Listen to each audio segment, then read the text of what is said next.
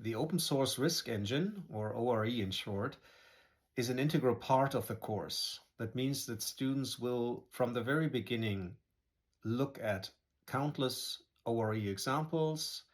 They will do exercises involving ORE, and they will, at the end, even program ORE themselves.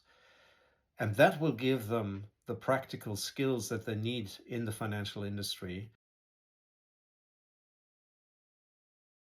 We use ORE throughout the course, sometimes by running examples provided by the course to work through certain concepts. Other times it's used as a reference point, like we're coding the payoff of an exotic option, and we can compare our results with ORE's results to see how close we are.